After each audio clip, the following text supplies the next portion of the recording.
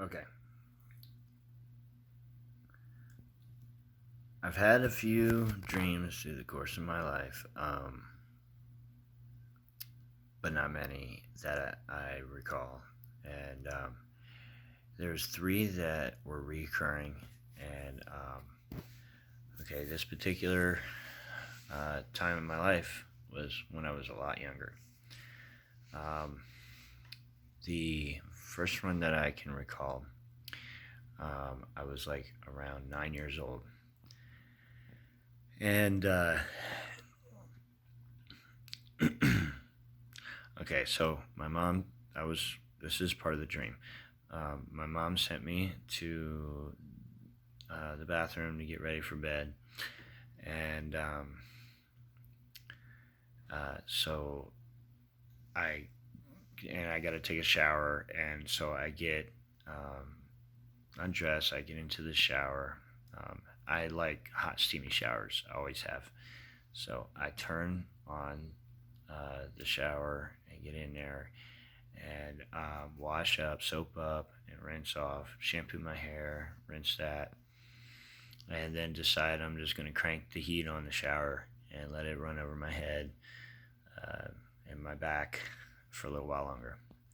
So you know how like when you are in a hot steamy shower and it gets so steamy in there that you gotta open the shower curtain up just to stick your head out and get a little bit of fresh air, almost like a claustrophobic feeling. So I did that, except that the rest of the bathroom was just as hot and steamy, and so I'm like, okay, well, I can't get any breath fresh air, so I decide to um, turn the shower off and get out. So I get back in and I shut the curtain and I try and turn the shower head off.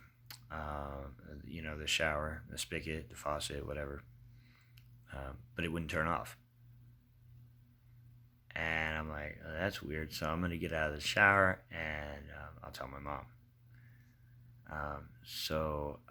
I open the shower curtain and there's no more bathroom. Um, it's just another bathtub, it's identical to the one I'm in, and more curtains, shower curtains, and another shower, and still hot, steamy. And I'm like, well, that's really weird. And I go step into that one, and I open that curtain up, and it's another one, another bathtub. And I'm starting to get kind of really panicky because I still can't get my fresh air. I can't get that breath of fresh air. So I remember just running through and curtain after curtain. I don't know why I'm not slipping or falling, but I'm running through each tub and ripping the curtains open. Nothing. I'm still. So I'm like, then it occurs to me, well, why don't I stand on the edge of the bathtub? So I stand on the edge of the bathtub, look above the uh, shower curtain pole to see if I can see where the end of this is, and I couldn't find it. So there was nothing. It was no end in sight. Just showers after showers after showers, every which way, behind me, in front of me, to the right and the left. And I'm running and running and still and going through this, and this seemed to last forever in my dream anyway. And then finally, this last curtain I ripped open, and I'm not in the bathroom, but I'm in.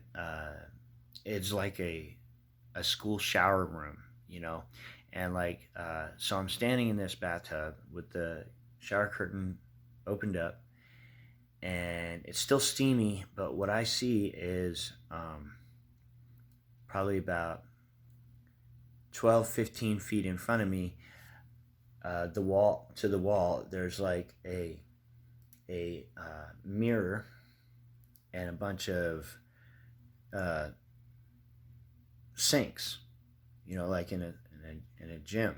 or something, like a shower gym. Well, you know what I mean, like a shower room at a school or something. And it, at this point, the shower is no longer running. I'm not noticing it anymore. I'm not looking behind me, but it's not an issue anymore, but it's still steamy. And in between the mirror and sinks and where I'm standing at that last shower slash bathtub, blood is suspended in air and forming letters one at a time. And I see T, O, and it's nice and slow, forming out like about like this. And then B, E, and as the letters are forming, I could see the blood dripping off the letters. Like I said, it's just suspended air, and it ends up spelling "to be continued." And then I wake up. Had that like 3 times. Okay, there's this other dream that I had. It was about the same age. Might have been just a little bit younger, actually. It's possible I was a little bit younger. Anyway, this is really weird, okay? So I'm in an airplane and I'm flying over New York City. Now, you got to remember, I'm 43, so this is back in the 80s, okay? And the tallest building in New York City back then was the Empire State Building, if I remember right. At least that's what I can recall. And so I'm in a Spider-Man outfit, so I guess I'm Spider-Man or something. Okay, like I said, it was a little weird.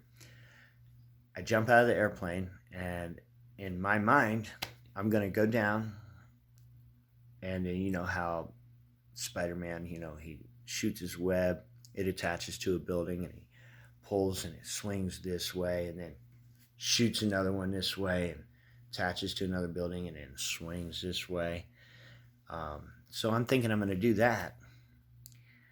But as I'm coming down from the sky, I'm right above the Empire State Building. So there's nothing to shoot to grab to. And I fall right on the top and I get impaled. And then I woke up.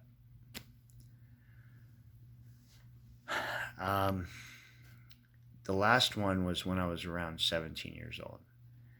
And I had some variables going on in my life, in real life, during the time of this dream, that I wrote off because of that. I mean, I had the flu and I had some family stuff going on, but without getting into that, I just want everybody to focus on the actual details of the dream. So it starts out, I'm in this big, wide hospital hallway, and all the lights seem to be off, but the emergency lights in the building were on. And this is all going in slow-mo, and I can actually hear I can hear it. Like, I got audio in the dream. And so I guess I was wearing dress shoes, and I see like, I don't know, a side view. Here's the floor, and then you can see my foot going like this as I'm walking. Not just one foot, but both my feet. And you can hear click, click, click, click, and so on as I'm walking down this hallway. And what I notice is all the doors in the hallway are shut, except for on the far right at the end of the hallway. There's one door open, and there's a light coming out of there. So as I get halfway down the hallway, I start to hear another noise. Beep, beep, beep, and it's a heart monitor. I could tell. Um, and as I get closer, I can hear the beep getting louder, not faster, but louder. And I get to the door and I look over, and so I'm looking like in a room, in a hospital room, and it's a fairly big room. It's not like a little, like you fit two people in there. There was like anyway, I walk into it and I noticed there, and this is so long ago, but I'm pretty sure this is the right number. 11 beds. Pay attention to that too, because I think numbers sometimes are important. But 11 beds on the right of the room and 11 beds on the left of the room. And at the very end of the room, there's like a teacher's desk and a nurse, just in the old school outfit that you can imagine back in World War II days. A nurse would have that kind of outfit on, and just writing on, doing something. I don't know, just writing on the, doing work, paperwork or something. She's not even acknowledging I'm in the room. And all the hospital beds are empty except the last one on the left. I could tell somebody's in it. It's being occupied, but all the other ones were off. Empty. So I'm walking, still slow-mo, and you can hear my clicks of the shoes. Click, click, and you can hear the beep, beep, beep. And as I get halfway down the room, the beeps are getting louder and going faster, as if, like a heart monitor when somebody's dying, right? So, as I get closer, I'm recognizing the patient in the bed. It's my mother. As I realize it's my mom, I start running, and I'm like, I remember screaming, and it was like slow-mo still, "Mom, no," and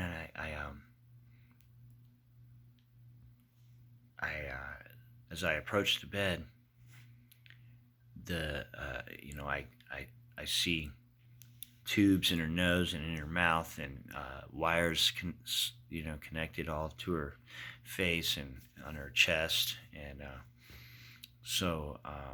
then she starts convulsing, and she can't breathe, and she tenses up, and so I rip all the tubes out of her face, and the wires off of her head, all the sticker pads, and electrodes or whatever they're called. And I hold her in my arms, so I'm holding her, like, you can't see, this is my cell phone, sorry. But in this arm, I got the back of her knees, and in this arm, I got the back of her neck. And I'm cradling her like I would a baby, maybe, but she's my mom, a lot bigger, an adult, and she tenses up, and the heart monitor flatlines, and then her head drops, goes limp. She died in my arms. Right before she dies, though, I remember looking over at the nurse and screaming, "Nurse, nurse!" And she's just writing still on that desk on paper, doing paperwork or something. And I remember she looks up and glances over at me, and then looks back down, like nothing's happening. And then I woke up. And I woke up like those old soap operas, like like somebody sits up from their laying position immediately, like just sits up, and is soaking wet in sweat. Well, that happened to me. Like I woke up and I was so wet with sweat. It was like I stepped out of a shower. Okay, so real quick, um, Pastor J.D. Farag, Farog. Okay, he's on YouTube. You can look him up. Okay, he recently did he's really good, guys. You got to watch him and his stuff. He does prophecy updates, and he's very in tune. He's out of Hawaii. Um, he recently did a thing on the masks, the mask wearings, and the social distancing and everything. Okay, so now on the Spider-Man, the reason recently it occurred to me that maybe these were relevant. These dreams were relevant for today and not when I was younger and having them. It's because these are the only ones I remember vividly like this, and the other dreams that I've ever had throughout my life, I never retained. But for some reason, these ones were so vivid, I still know them like I just had them. And the Spider-Man one reminded me of the masks and that sermon that he gave. I forgot the title of the sermon. Okay, but not hard to go by. You just look up him on YouTube, go back like 3 or 4 sermons, maybe 5. You'll see pictures of masks and social distancing and just little signs and stuff like that. Anyway, you'll recognize it. I can get you a link if I need to. I don't have it written down right now, but it wouldn't be hard to find for you. So anyway, after watching it, the mask actually has demonic meaning, and it actually has a history of legitimacy towards wearing it. In fact, cults wear a mask for a reason, and there's reasons for it in plays, because when you put it on, you start playing a part, and psychologically you can get really into the part and become the part mentally. And this is also another reason some of these actors and actresses go crazy by staying in their part. They're still playing the part even though they're walking around going to the grocery store. They get stuck. Okay, so, and I don't know, it just made me think of that. Okay, so, and as far as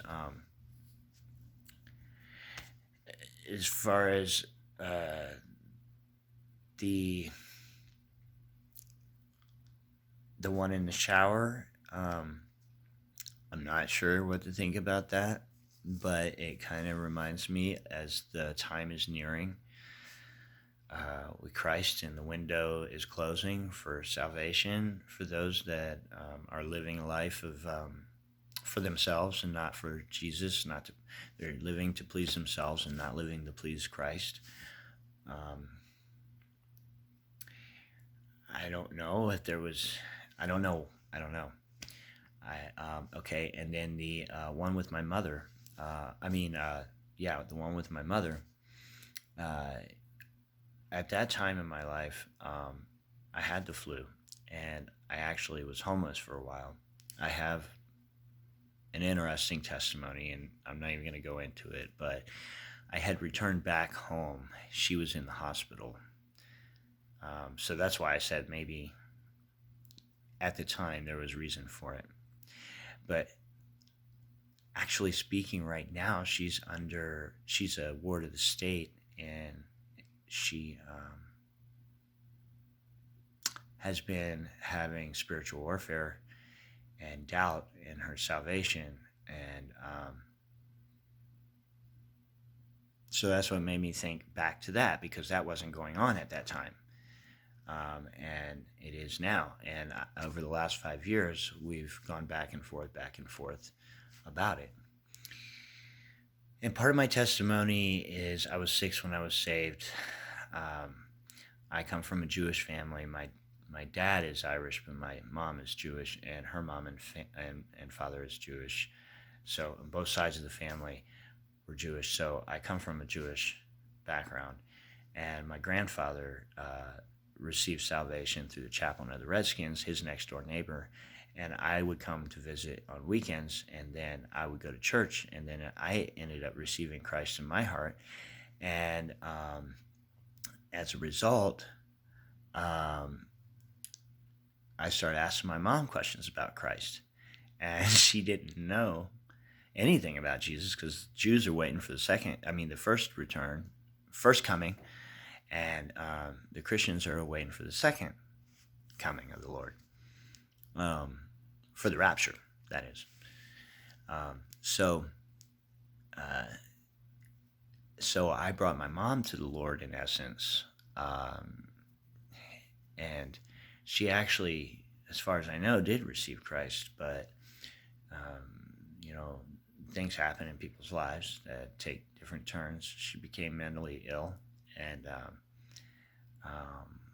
paranoia and depression and schizophrenia and different things set in, and I totally believe that's spiritual. That's that spiritual warfare. As a result, chemical imbalances occur. Anyhow, so there's that. And one more thing, an actual real experience that occurred. I was like 4 years old, and I was in a bathtub, and this was true. Okay, I was really in a bathtub, completely conscious, completely have this memory. And at that age, I knew how to swim. Wasn't really in jeopardy. This is back in early 80s, so my mom just let me have a bath while she did some things in the apartment. So the bathroom door was shut, and I was playing in a bath, and I was small enough to be able to be submerged underwater, fully extended my body, and actually be underwater. And so I would act like I was swimming sometimes when I was playing, and sometimes I would just hold my breath and go underwater and try and be under there for as long as I could. And even just rebreathing underwater, like that. So this one time, okay, first of all, I'm sure everybody remembers the cover to the album of Nirvana with the baby in the water, right? Okay. So you know how crystal clear that water is on the cover of that album. So I go underwater in the bathtub. This is when I was little, way before Nirvana was even invented. In fact, yeah, they weren't even around. So I submerge under there, and I'm holding my breath, and I open my eyes, and when I look around, there's no pool, no nothing. It's just water that looks exactly like that, crystal clear and white, reflective, diamond-looking squiggly lines in it, or whatever, just like what that water looks like. Only it's me, not a baby. And I just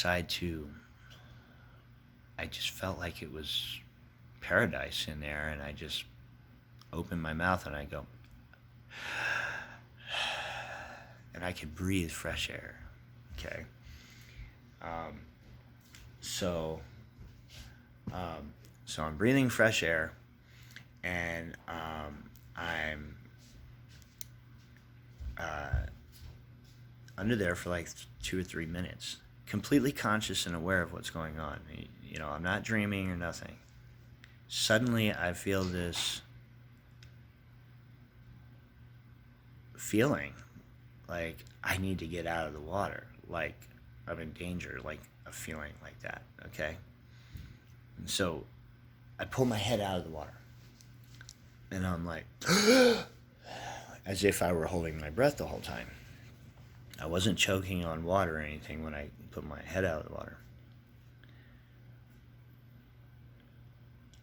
And I was still fully conscious, almost like maybe I was having a vision, but I wasn't having a vision because I was under the water, literally, physically, and completely conscious of everything. So, and I feel like and felt like if I hadn't gotten myself out of the water, even then, as a 4-year-old, I remember feeling and thinking this, that I might have been drowned. And I feel like maybe it was the Holy Spirit or the Lord telling me to get out of the water, and Satan telling me and showing me deceptive lies that I was in the water and could breathe. So that was my physical experience. Those were my dreams. And I'm trying to see if there's any kind of relevancy to any of it and understanding.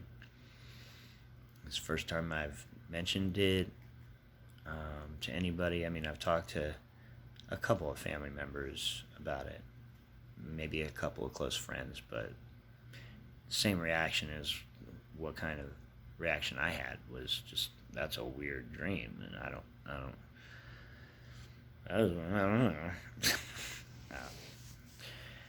But now, in the day that we live in the times, I don't want to connect something that isn't anything. So, tell me what you think. If it's just random and nothing in your head, or if it is, give me your thoughts. I'm not good at interpreting any kind of dream. I wouldn't even know where to begin. I only know the stories I know in the Bible of that. And I don't believe in gypsies. So, but I believe in gifts of the Spirit. I believe in the way the Holy Spirit can work and the power of the Lord. So, if there's anything that makes you think of anything or connect anything legitimate, biblical, not something else, I don't know, let me know. God bless. Maranatha. Thank you.